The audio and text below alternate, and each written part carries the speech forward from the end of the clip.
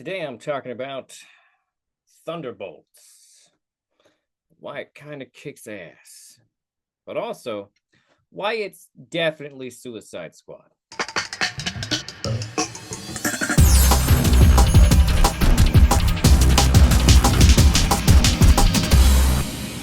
All right, let's get into it. So, I've seen the Thunderbolts movie, and I have to say, I'm a fan. I would actually say I like it more than the Captain America movie this year, even though honestly, I think that movie's kind of underrated, even with its seams showing, so to speak. Now, to be fair, there are some seams showing on Thunderbolts too. In fact, actually, I would say that I firmly believe that there are some deleted scenes of this movie that I would have liked to have seen. And we're going to talk about that. Let's get the non-spoilery version out of the way here. Is it a good time? Yes. Its characters are shockingly well grounded. It has good action, actually surprisingly good action. And it is overall entertaining the whole way through, with strongly developed characters, relationships, and all that stuff that makes you connect to a film. Is Marvel back? Well, I'm of the opinion Marvel never really went away. Audiences just changed. But that's to be expected. Audiences have been watching superhero movies for a while. It's only expected that we would change. So, do I recommend Thunderbolts? Absolutely. It's a great time. Absolutely enjoyable. I do have some minor criticisms for the movie, but all of them are deeply spoiler related. So let's just go ahead and step on over into this spoiler section over here, where I'm going to actually break down the film in the manner to which I would like, which is to compare it to Suicide Squad, the first one, by David Ayer. If I had to describe Thunderbolts with the little asterisks, I would describe it as Marvel genuinely just shitting on a corpse. Someone was like, hey, what if we did Suicide Squad, but then made it work? Huh? And because that's what the movie is. And in fact, at numerous points in the movie, is not shying away from being like Suicide Squad. The movie has a number of basic, superficial comparisons that I can make right off the top of my head. For starters, Julia Louis-Dreyfus's character is clearly Marvel's Amanda Waller. Valentina Allegra de Fontaine, as she is called, is Waller. She is Amanda Waller with blue hair, although also giving off heavy Republican vibes in the movie, although the film never clearly states which side of the aisle her or Bucky are on, so that the viewer can make their own choice. That being said, she comes off very Republican to me, and Bucky comes off very Democrat to me. Maybe that's how they envisioned it. Maybe it's not. Hard to say, because they want your money either way. Possibly a little bit more like Suicide Squad before the studios got in there and started tearing it up. Let me give you the brief synopsis with minor spoilers, and then I'll dig into the actual film. Okay, so both Suicide Squad are films about teams of anti-heroes / former villains who end up on the same team, led by a good guy soldier. Now, these teams are not made up of incredibly superpowered villains either. Almost everyone in them is somewhere in the low to mid power range, except for the one team member they are all gonna have to try to stop, who is ungodly powerful to the point of being a deity, and also has more than one identity in their body, one of which is eviler and terrible. Oh, and has sort of reality-altering powers and knows your deepest, darkest secrets. Congratulations, that's the synopsis for both of these movies. That team has to hunt down and stop this ungodly powerful force who used to be on their team and is now not on their team, but then at the end is on their team. And in both cases, the incredibly powerful villain will use their deepest, darkest secrets against them. Wow, okay. Yeah, no, these are basically from that perspective, these are essentially the same movie. Now they are structured differently. How Suicide Squad was originally meant to be structured, we will never know unless David Ayer gets to release his cut of the film sometime. But we mainly not know because Suicide Squad is two different movies that are radically tonally different, smashed into one. It is a Franken film. This movie benefits from not being a Franken film. Let's meet our characters, shall we? Let's go through them. Now, the main character of this movie is, of course, just like Suicide Squad, a white woman with a troubled past in villainy, who at the end of the day is going to use her superior emotional intelligence to bring the team together. Emotional intelligence slash manipulative ability. In this case, that's Yelena Belova, the new Black Widow, although they haven't technically started calling her that yet. And she is the central figure, much like Harley Quinn was the central figure of Suicide Squad, undoubtedly, and also according to the director himself. In the beginning of this movie, she is sent on a mission to stop and neutralize Ava Starr, aka wait, what is their character's name? Damn you. Okay, it's just Ghost. It's just Ghost. But she's sent there to kill Ghost. Ghost has been sent there to kill Taskmaster. Taskmaster has been sent there to kill John Walker, aka that Captain America that got fired, who is there to kill Yelena. Basically, they at some point figure out during their fight that this is a trap. They've been sent there to die because Amanda Waller, Valentina Allegra de Fontaine, is trying to kill them to tie up loose ends. And during this, they accidentally break out Bob. Now, Bob is the central overpowered character in this scenario. Everyone else involved is some variation of a super soldier from some super soldier program. Yep, closest thing we get to Killer Croc is a Russian Captain America with a fired Captain America sidekick. Oh, that reminds me. Eventually, their team will also pick up Sebastian Stan's Bucky Barnes, aka the Winter Soldier, who is also a super soldier. It's not a great team in terms. If you look at it from a diversity of powers range, it is not a great team. We got a few enhanced individuals and one real metahuman. Ghost is the only one who has real powers, but also the only person who seems to have a very specific weakness to sonic weapons. The film also features, of course, David Harbour as the Red Guardian. His character comes in both earlier and then later on. He is not on Valentina's radar, so to speak. Now, another trope that the movie seems to take from Suicide Squad is, of course, the fact that Taskmaster gets slip-knotted, because of course she does. Now, fun fact about this, that was not in the original script. They added it later or changed it in production at some point. According to the original screenwriter, Eric Pearson, in his version of the script, I'm not sure if he wrote that with Joanna Callow or if Joanna Callow is the person who did the rewrites. But the point is that he says in his version of the script, her character lived and had a whole arc where they befriended ghosts instead of being killed by them. So that's a wild twist that he said surprised him too. Now, he himself has admitted that this was probably done to create that sense of, oh, anything can happen now, except that it's exactly like the Suicide Squad movie and that this is, in fact, the only non-expendable soldier guy to be killed on the team. There are no expendable soldier guys on the Thunderbolts team, by the way. That is just a thing that was true for Suicide Squad that had a bunch of this expendable soldier guys who all died. But I'm getting sidetracked. The point is he wasn't expecting Taskmaster to be slip-knotted.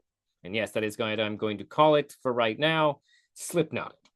Because her character is killed off at the beginning of the movie to prove that the movie will kill people off, and then the film proceeds to kill off no one else on the team. It's the most Suicide Squad thing I can think of. They then go on a journey to try and escape their traps. Bob's power levels are revealed, and he ends up getting lured in by Fontaine. DeFontaine. DeFontaine also has a lot going on in the fact that she's about to be impeached and that this is one big scandal ready to blow up in her face. But just like Amanda Waller, she knows how to maneuver her way around it and get out on top.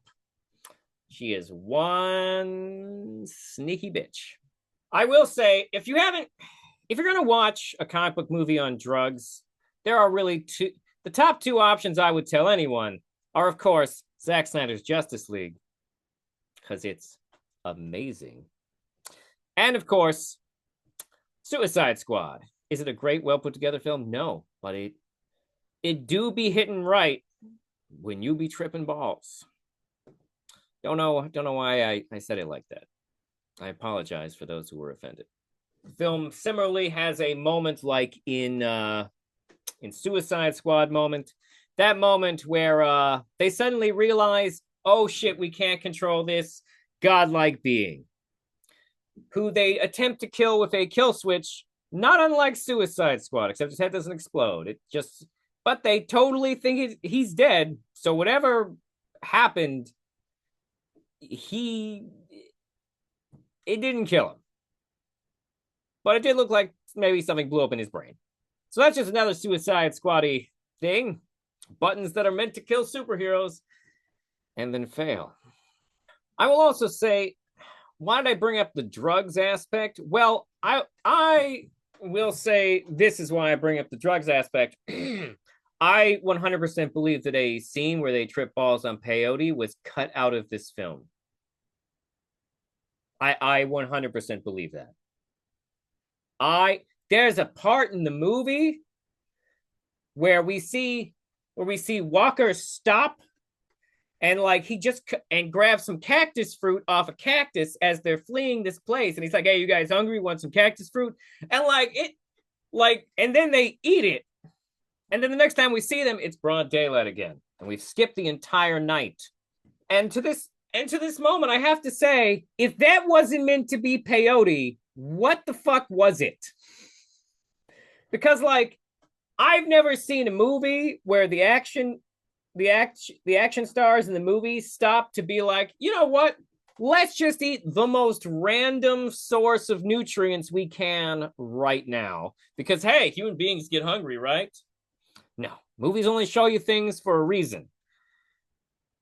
So I firmly believe that somewhere is a peyote tripping ball scene that we don't get to see.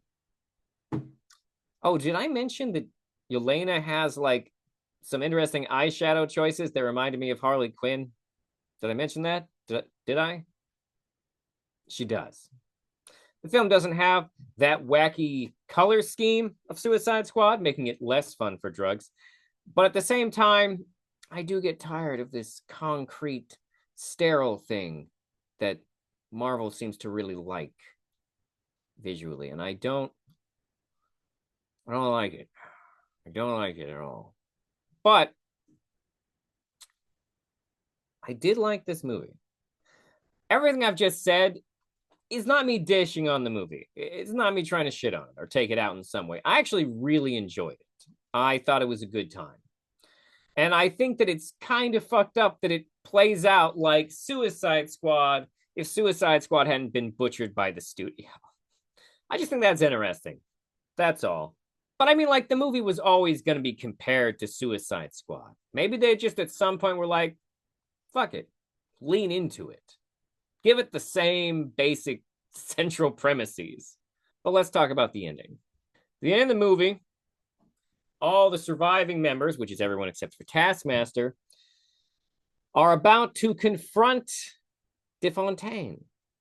But Valentina DeFontaine is a sneaky bitch and tricks them into walking into a press conference and declaring them the new Avengers, putting them all in a semi if you take us down, we'll take you down with us sort of situation where they get to be the new Avengers.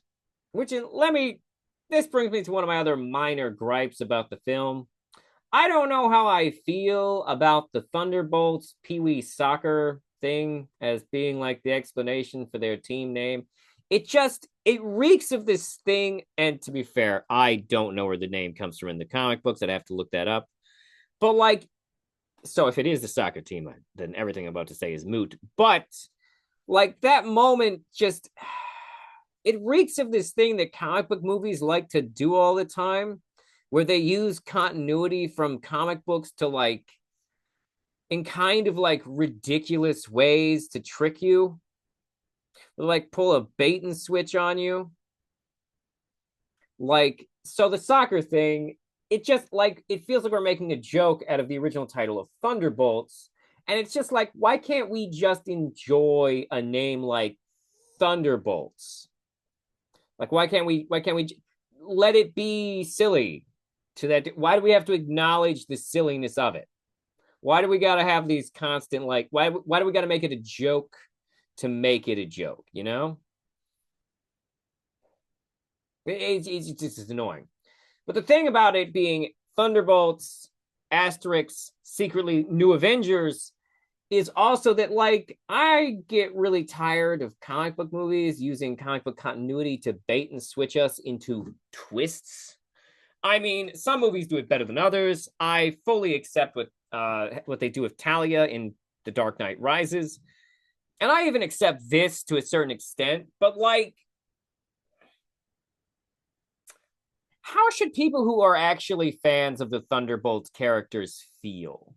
Because like none of these characters are from the Thunderbolts comics, and the twist at the end is that it's not the real Thunderbolts team.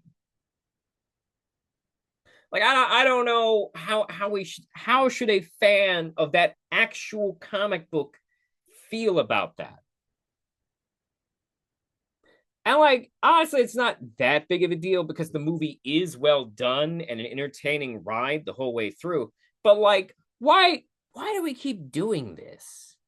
Like this, like Secret Invasion not being Secret Invasion, Civil War not being Civil War. Like, why do we take titles and names and characters from comic books if our intention is for it to then not be those things? I understand that mainstream audience fans don't care or don't know enough to care, but like, and I understand that Thunderbolts as a property is maybe one that is very open to reinterpretation due to the fact that it was more of a cult team than anything else. But like, I don't know how to feel about that, generally speaking. Overall, though, I do love the film, and I hope you watch it or have already watched it so as to not have this totally be. Oh my God, I gotta talk about the Century. So I didn't talk about this really, but the comparison I would make between the Century and Suicide Squad is I gave you the superficial, let's do the detailed. So, Suicide Squad, we have Enchantress. Enchantress in the Suicide Squad movies is a regular woman whose body is possessed by an ancient deity who essentially's goal is to resummon her brother and, wreck the human world so that they can reclaim their deityhood. The film never tells us that their real names are Incubus and Succubus. Don't know why. But as a super powerful deity-based witch person, the Enchantress knows all of the Suicide Squad's secret fears and desires, and has a sequence where they try to use these various desires against them to try and essentially win them over to her side, saying that she can rebuild the world in their image. They all have to come together at the end to resist these temptations and fight someone who is significantly more powerful than them. Bob is a strung out drug addict who gets basically pulled into a secret government program. And basically, they hit him up with a new form of super soldier procedure. And he basically becomes Superman. But if Superman could also shift reality a bit, has telekinesis, and also because he is bipolar, there is also his bipolar. his bipolar depression, has also gained superpowers and become something called the Void. The Void is the Void can basically get inside your head, learn your deepest, darkest fears, and then use them to shame you into depression. Because that's what the Void is. The Void is depression given super abilities and sentience. Kind of scary, actually. But this all leads up to a sequence where it tries to use traumas against the entirety of New York, like literally puts everyone in Manhattan in a shame room with their worst, most devastating traumas, including Yelena. Now, we only briefly get to see some of everyone's various traumas. The film doesn't get into all of their things, but it does lead into a final showdown where stuff's flying through the air and they start off trying to fight him, but at a certain point realize that violence is what the Void wants, and they instead have to get the Sentry or Bob to stop beating up the Void in a moment where they all come together as a team. The Suicide Squad also comes together at the end as a team. Teams. Okay, I think that's everything. I think I've hit all the major things I wanted to say. That being said, hashtag release the peyote cut. Make it trend, folks.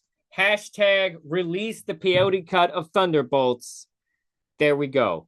Hashtag release the peyote cut of Thunderbolts. Make it happen. Thank you for tuning in. I hope you enjoyed this little breakdown of the film Thunderbolts. Have a wonderful whatever, wherever, whoever you are. Wait, no, like and subscribe!